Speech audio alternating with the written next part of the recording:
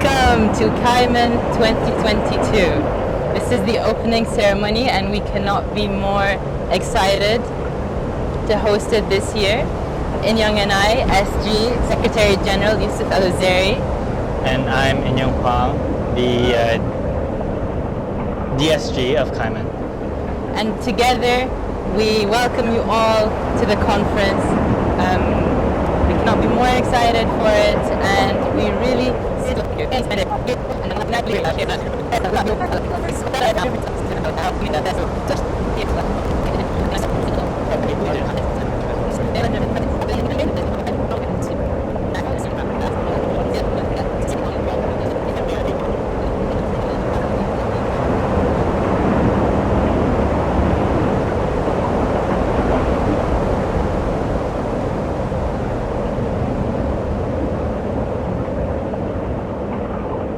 Okay, run. We have to be quick.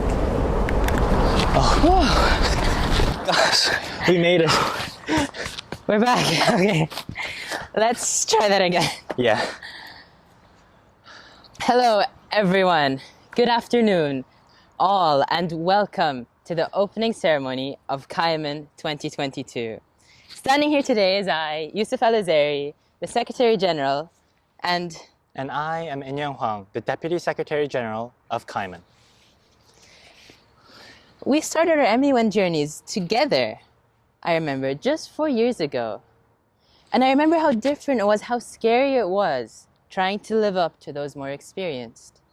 So much has changed since then for the both of us, Inyong. But if you asked either of us how things might be by the end of it, never would we have imagined it to look anything like this.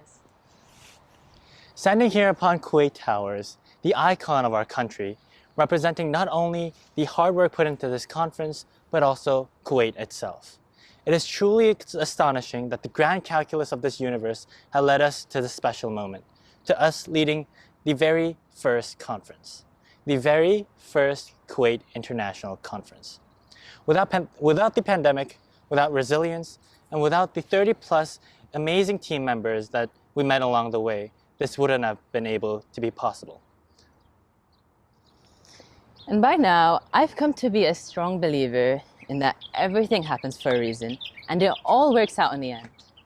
This was meant to be, and I'm so proud of all of you that pushed to realize in your half-a-decade dream. These new beginnings have been such a long time coming, but they have finally found their way after years of tearing things down, opening the door to start anew. This is all credited to our KIMUN team, a team that rose above all odds to make this happen, a team that we trust, a team that has only continued to astonish, a team that will not let you down. This couldn't have happened without every single one of you. Yes, and now, without further ado, please welcome Ms. Naima El-Shaiji, an accomplished Kuwaiti environment and development expert who defied all odds to become not only the first Kuwaiti, but the first Gulf woman to serve a diplomatic position at the United Nations for 7 years, as well as a former director of external relations at the UN International Fund for Agricultural Development. We are honored to have her presence on as KIMUN's first keynote speaker.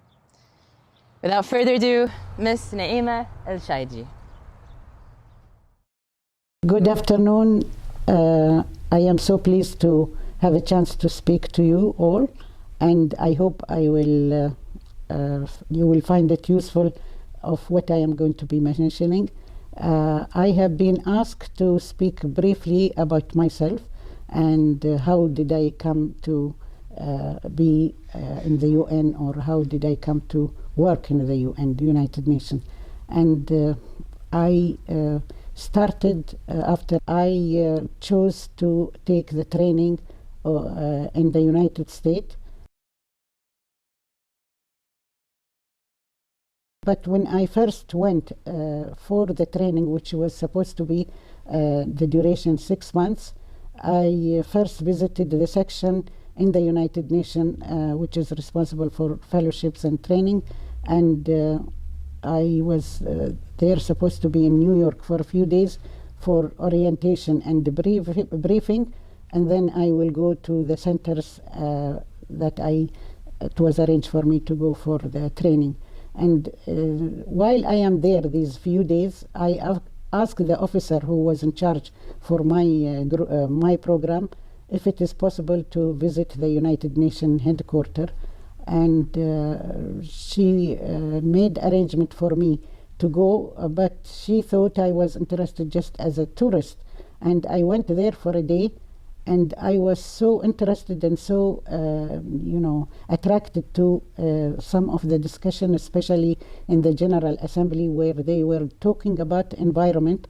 It was sometimes in the 70s, 72 something, and it was just after convening an international conference about environment, which took place in Sweden.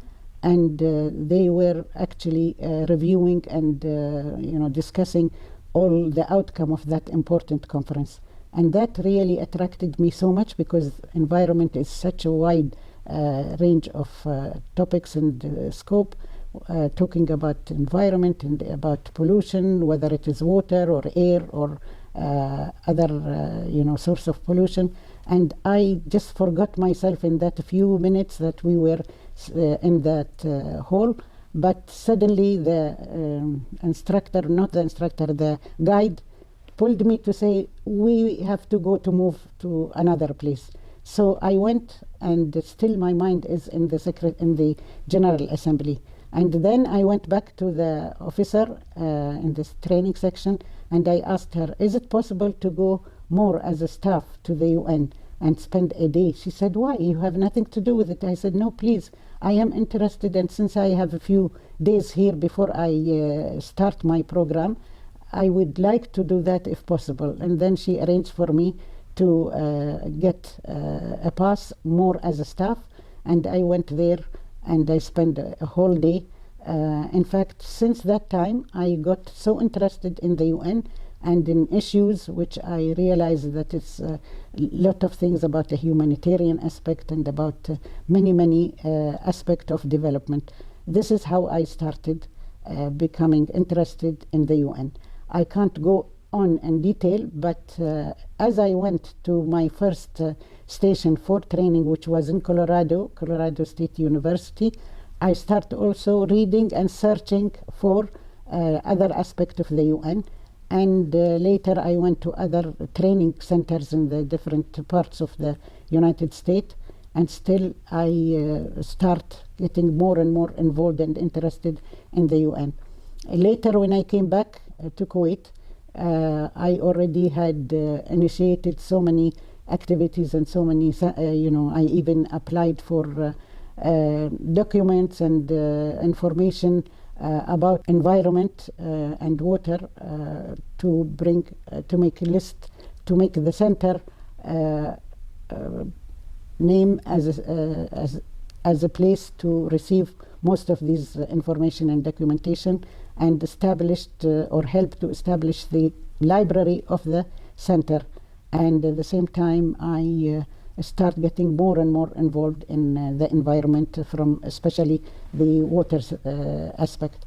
And as I had gained so much experience, and I was very proud and lucky that the supervisor wrote such an excellent report about me to the center, saying that I am a very ambitious person and that I am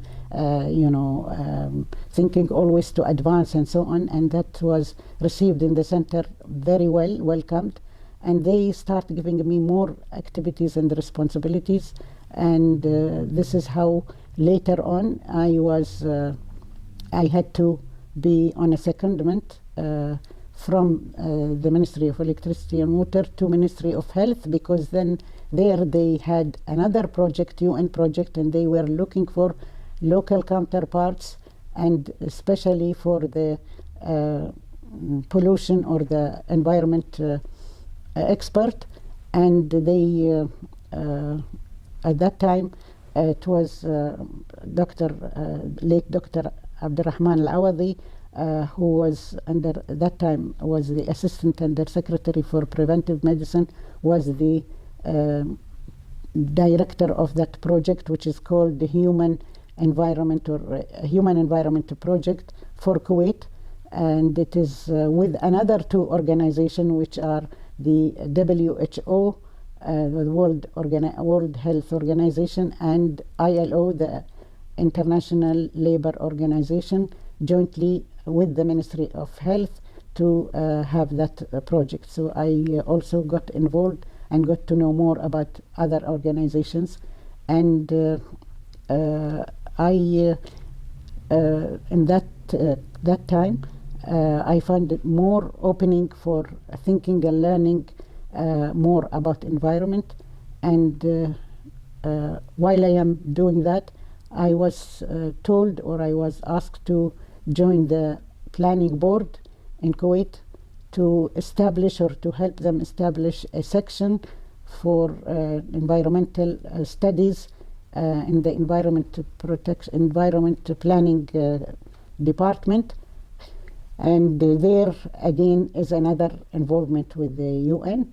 And later on I got to be involved in establishing or evaluating all the project of technical assistant in Kuwait by the UN, because they had in the ministry, in that planning board, an office called Technical Assistant Office, which is supposed to be responsible for all organizations of the UN and all the projects that are in Kuwait.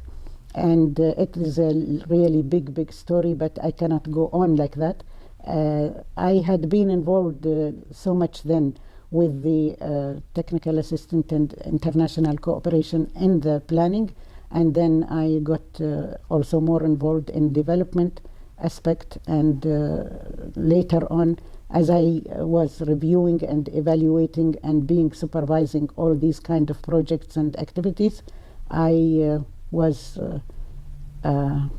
chosen to be to go and work in the United Nations as a staff in a specialized agency called IFAD, the International Fund for Agriculture Development.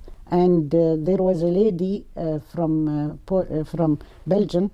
She is member of the executive board of IFAD, who kept on, she and other members, saying to the management of that fund that it is high time that you appoint women in leading position. And they kept on saying that they didn't find somebody qualified enough or suitable to be appointed. And then she mentioned my name, because she used to meet me as a Kuwaiti delegate in the United Nations, either in New York or in Nairobi or in other countries where she represents Belgium and I represent Kuwait. And she was rather impressed, as she said, by a young woman from Kuwait, from the Gulf, with all these ambitions and activities. And this is how I went to work for nearly 7 years in that position, which is actually the Director of External Relations in International Fund for Agriculture Development. And then after that, I have been also working either inviting me in several organizations as expert to attend meetings or to present papers and so on. Also, I had start being involved in issues related to women in development. And then also I had a lot to also be aware of the youth involvement in the UN. Now I have said maybe too much about myself. I'll now say briefly something about the UN in general. The UN is such a large, such a large establishment or institution, which has almost organs and commissions or committees and organizations almost all over the world. But the main thing, first of all, the UN, as you all know, the main headquarters is in New York, and then it has another office which is supposed to be also main. It is in Geneva. Then they have in Vienna, and then they have also in Nairobi. Now I'll talk briefly about these different places, but the main thing In the UN, there is the General Assembly is the biggest organization or the setup, and then there is the Security Council, and then there is the Economic and Social Council. All these are situated in New York, but the Economic and Social Council has many also branches and committees and organizations relating or reporting to it. Some of them, which is very also important, are called regional commissions. They first call them economic and social commissions in different regions of the world. There is one in Lebanon, which is called ESCWA, the Economic and Social Commission of Western Asia, and there is one in Bangkok, I think, for Asia, the Far East. There is one in Africa, and there is one in Europe, and these help the different countries, members of the United Nations, in also providing them assistance and help and so on, and do also related studies and research. Then there are, by the way, I forgot to say that there are what they call specialized agencies. Some of them have been actually founded before the UN, and there are 4 of them. The 4 of them, they call them actually in the UN the big boys, because they are before the UN. That is the WHO, the World Health Organization, the ILO, which is the International Labour Organization, and UNESCO, the United Nations Economic and Science Organization, and FAO, the Food and Agriculture Organization, headquarter is in Rome, UNESCO in Paris, and ILO and WHO in Geneva. Then there are other important organs of the UN.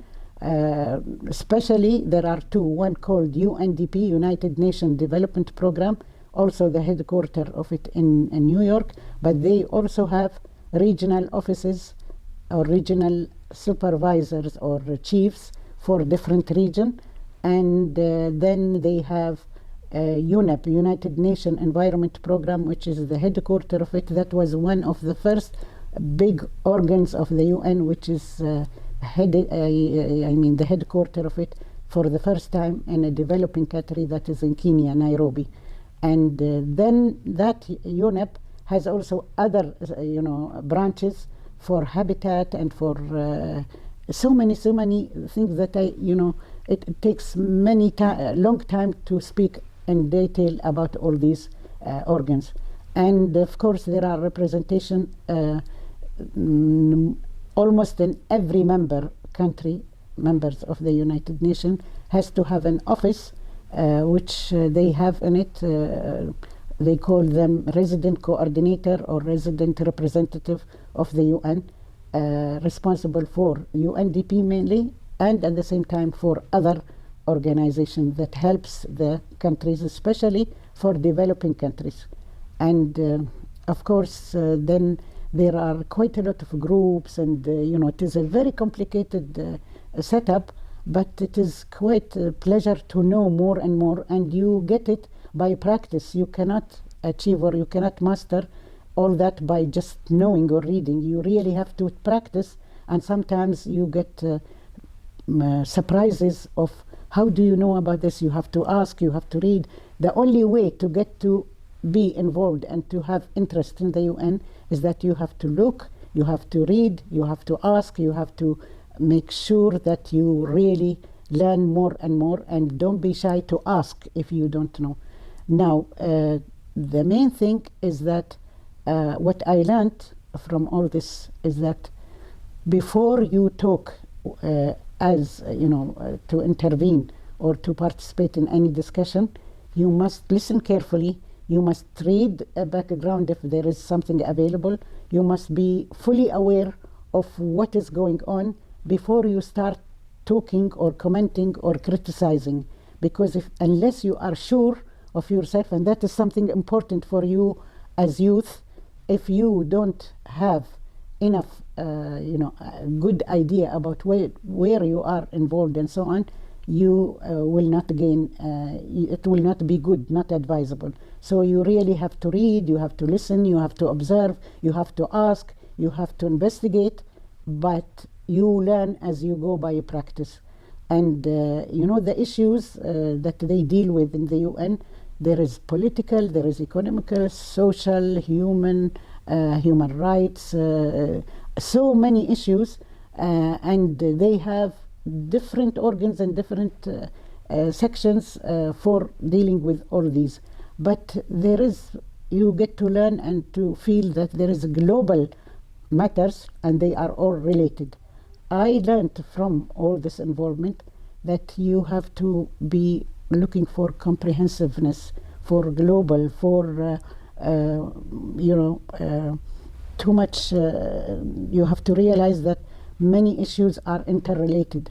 So I developed expertise in that development is not only one aspect. It has a different aspect, and many of the development issue has political corner or sides. And at the same time, when you talk about environment is so much related to development, and development is it has to be like what they call integrated development or integrated approach to development. And the environment is also so wide aspect that it is not easy to separate or to think. You have to always realize that there are many things which are holistic and global, and there is always national, regional, and international.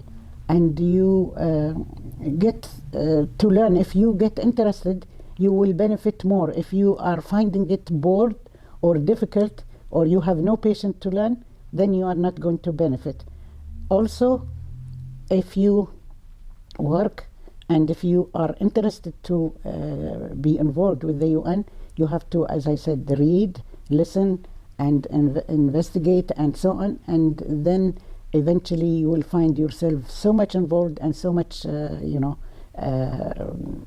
liking what is that. And there is no problem, or it is not impossible for any youth to become involved in the UN. Because also you have to know the system and the practices of even in your own country, how things are getting involved, how can you help. There are also chances that you can go for training as a professional person after, when you get the certificate or the graduation. That is not the end.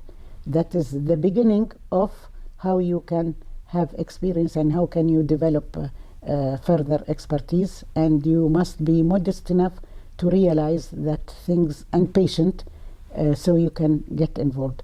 There has been for a long time, in the UN, so much emphasis on human aspects, whether the child, the role of children, as there is the UNICEF, that is the United Nations Fund for the Children, or the youth, or also women. There has been a lot of importance and emphasis on the role and the participation of women in development. And I also have been quite involved with the women involvement, and there are challenges, but there are still a lot of kind of embodied segregation.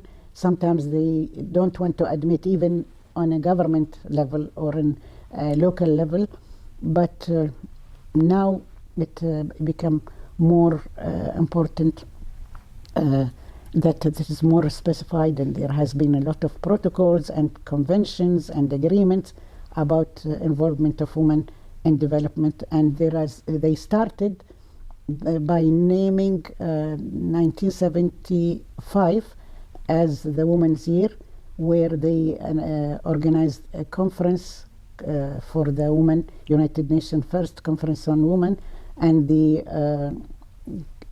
emphasis on it was peace, development, and equality, because they admit that the role of women is very important for peace. The role of women in development is very much important, and equality also is very important. And then since that time, also they started establishing funds and organizations and special committees in the UN for that issue and relating to women. And at the same time, there are a lot of issues that one cannot be talking about it. Unfortunately, maybe I have exceeded my time talking about all this, and I don't know whether... oh, by the way, I forgot to mention that I have lately have produced a book, but it is in Arabic. It's called في طريقي إلى الأمم المتحدة وقفات في مرفأ ذكرياتي. This is my path or my way on my way to the UN. Stops or stations in the مرفأ حياتي is in the port of my life, and it is talking about both my personal experience and my professional experience, and it is too much detail in it, but it is quite interesting. It has about 9 chapters. He included some personal stories and personal things that had actually happened to me, whether personal, human, or whether it is some of it outstanding, like with leading positions or relationship with like His Highness the Emir of Kuwait, the late 2 Emirs of Kuwait, Sheikh Jabir or Sheikh Sabah, and I have mentioned all that. Also, I have met many leading presidents, and I had so many personal experience that some of them could be interesting and funny to make the book quite interesting for a reader. And at the same time, there is the end of it is detailed CV, my curriculum vitae. I don't know whether I have to say something. I forgot to mention about that the UN, since I mentioned that the UN is such a huge establishment, and I already mentioned many of the organizations and the systems. There has been also an attempt within the UN to kind of restructuring of the UN, but there were many attempts, but I don't know whether they have really succeeded in restructuring, because there is a lot of bureaucratic setup, and there is a lot of, unfortunately, corruption, which is, I call it the collective or multi-corruption or bureaucratic setup, because it is the effect of most of the representative of the different countries and regions.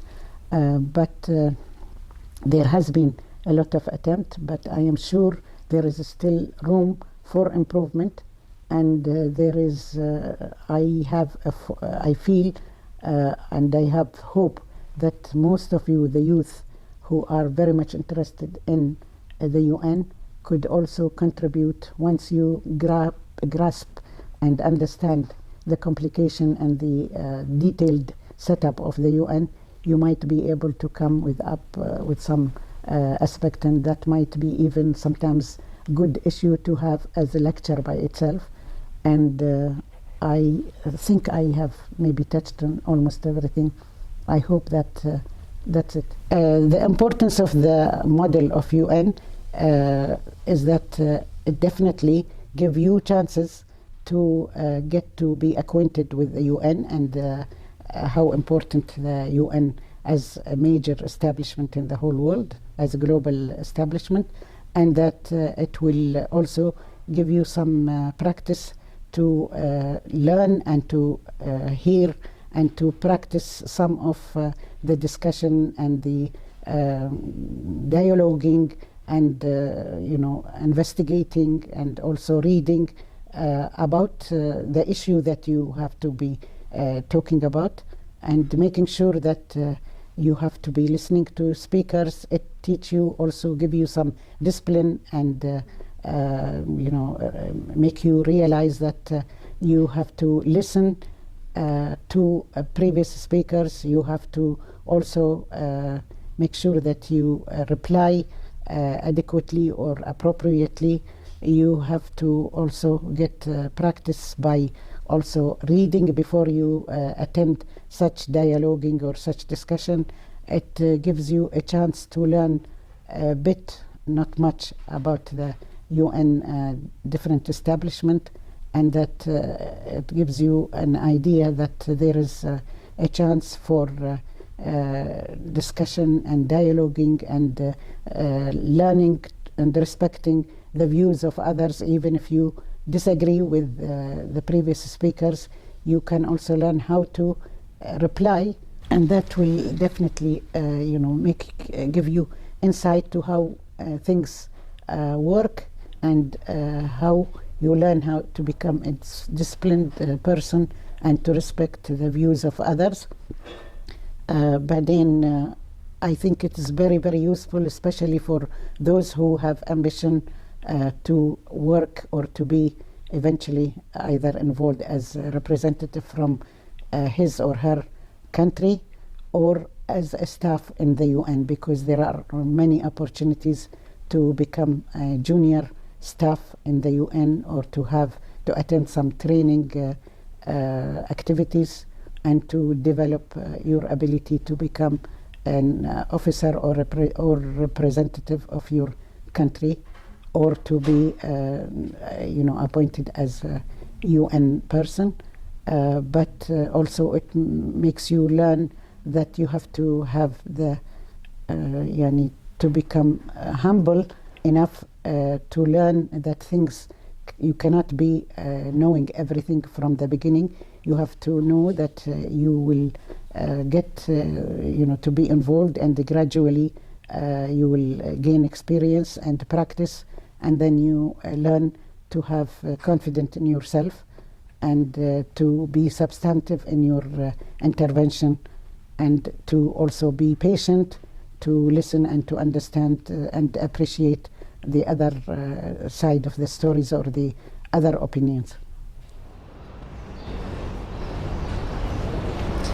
Thank you so very much, Ms. Naima El-Shaiji, for your eye-opening speech on your astonishingly unique perspective. And dear delegates, please take note that if you'd like to even further benefit from her words, the full version of her speech will be made available on our social channels, including our website. Moving forward, however, we are now in Mbarkia, Kuwait's famous historical market, which is over 100 years old. And we are now closer to KIMUN 2022 than ever before. And we ask you all to push yourselves and put in your all to get the most out of this experience. New and seasoned delegates alike, please take full advantage of the numerous resources we have prepared to either learn or brush up on our processes. More importantly though, please don't be afraid to put yourself out there. Be yourselves. Embody your delegations, and you'll be recognized for your efforts. Yes. We encourage you to push delegates who have yet spoken, fostering a KIMUN environment for growth. And for new delegates, please take comfort in that we were all new delegates once. So please don't hold back and speak to your heart's desire. And after putting yourselves out there, we can then look forward to the hours of fun we have prepared both in and out of committee, such as with our After Hours Epilogue Committee, which strives to offer an innovative MUN environment like we've never seen before, in which any delegate may sign up for and participate in after formal debate. And we highly encourage you to take part in this social MUN event of ours. With the power of the internet, the borders of nations can be crossed online, and we are most excited to connect with you in so many ways. Be sure to navigate this technology by saving the 3 Zoom links shared by email, Google document, and calendar invite by contact@kimun.one. And remember, the chairing team and the core team are there to support you. As always, of course. And now, once more, we urge you all to never hold back, not only in speaking, but also in writing, down to your resolutions. Try your very hardest, as we are proud to announce that KIMUN 2022 is taking part in the UNHCR Model United Nations Refugee Challenge of this year. And this partnership is an opportunity of a lifetime, offering a chance that your voice is being heard as your resolutions at KIMUN may be shared with the UN High Commissioner for Refugees. And with a little more about what they do, it is our pleasure to pass it on to our guest speaker of the day, Mr. Nader El-Nakib, UNHCR Private Sector Partnership Officer of Kuwait, live from our UN house.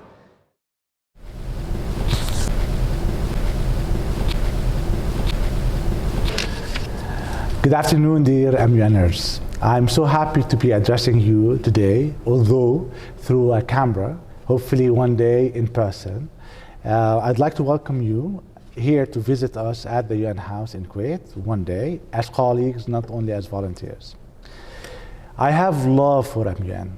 When I was your age, I always dreamt to join the MUN, but my school never had it. I used to watch them on TV, and I always dreamt of that. And what is really funny is now, this week, like this month in fact, this is the third time I addressed an MUN. So I'm happy that I'm doing that, but mostly I'm happy that you are doing that at this age. At MUN, you learn how the UN operates. You learn about the problems of the world, and you try to fix it. We need a new perspective. We need your perspective, because these problems, although they're not yours, you're gonna have to deal with them, and they're only increasing. Back in 1950, UNHCR, the refugee agency at UN, was established to finish a small problem, which are refugees in Europe because of World War II. Now, 72 years later, the numbers increase from a couple of hundreds of thousands to 100 million refugees just announced yesterday.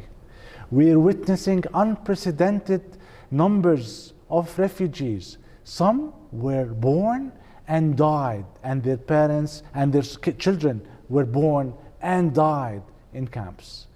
So together, we'll try to make a soft landing for refugees. We might not be able to stop the wars that cause refugees to flee their countries, but we might help in explaining their cause, showing why they need our help, showing that they are human beings that are unlucky, unlike us. They are unlucky. They had to flee. They had to leave everything behind and start from below scratch. At UNHCR, we try to make it easier for them when they flee.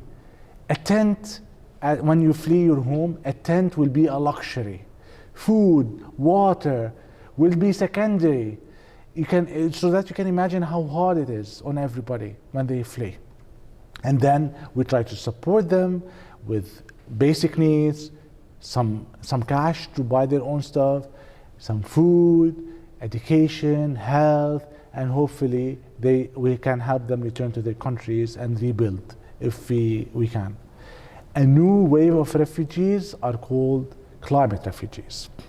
So now not only wars cause people to leave or flee their countries, not only your religion, not only your beliefs, not only your whatever, also climate is playing a negative role, and it's only increasing. We might try to talk to leaders of the world where they reconcile and make wars end, but we cannot talk to nature. It's a different process that's happening now because of a lot of years that we affected climate. So basically, in other words, what you're doing now and what you'll be doing in your future and what your children will be doing is try to help these people that deserve all the support we can to have a better life like yours and mine. Thank you. We're here in the Avenues, the most popular mall in Kuwait. Look at all of this.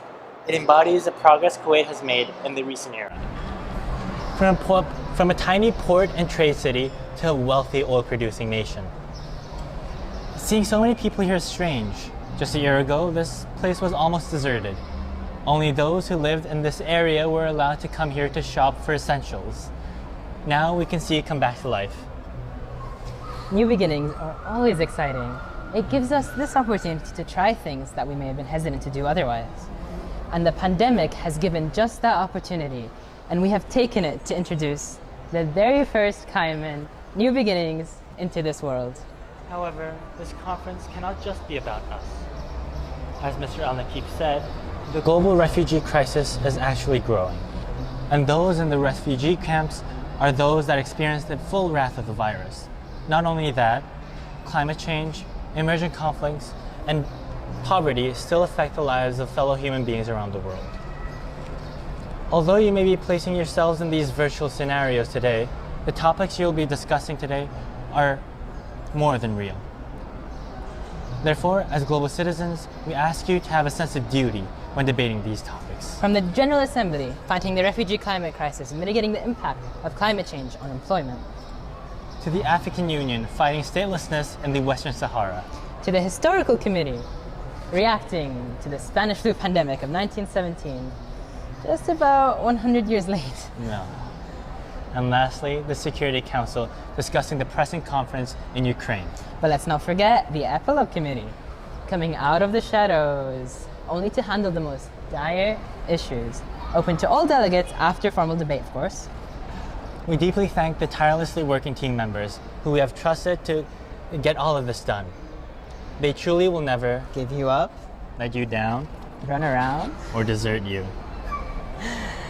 Likewise, we have faith that you delegates will not ever Make us cry, say goodbye tell a lie. or hurt us.